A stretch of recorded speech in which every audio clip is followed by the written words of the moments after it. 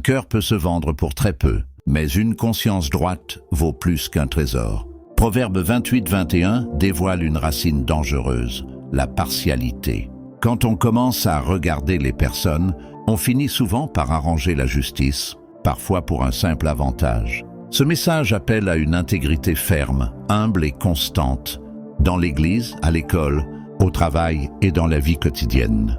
Frères, sœurs, écoute la sagesse de Dieu.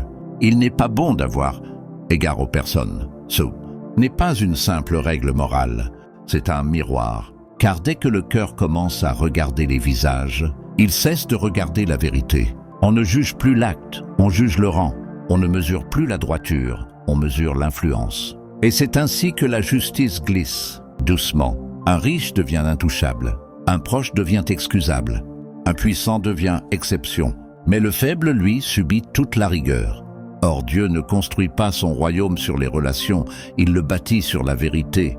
Le verset poursuit. Pour un morceau de pain, un homme se livre au péché. Remarque, ce n'est même pas un trésor, juste un morceau, un petit avantage, un cadeau, une peur à éviter, un confort à préserver, une approbation à gagner.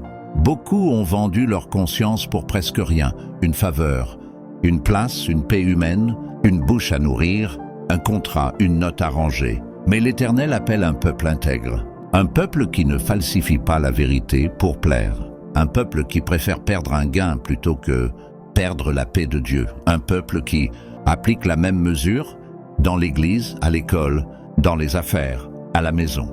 Aujourd'hui, choisis la faveur des hommes ou la face de Dieu. La partialité attire des applaudissements, mais elle laisse une honte intérieure. La droiture peut coûter, mais elle laisse une force tranquille. Sois ferme. La vérité n'a pas besoin d'un grand salaire pour être vendue, et c'est justement pourquoi Dieu te demande de la garder comme un trésor. Aujourd'hui, choisis une décision concrète. Refuse un arrangement, rétablis une mesure juste, ou demande pardon là où tu as penché. Puis écris en commentaire « Je choisis la vérité ».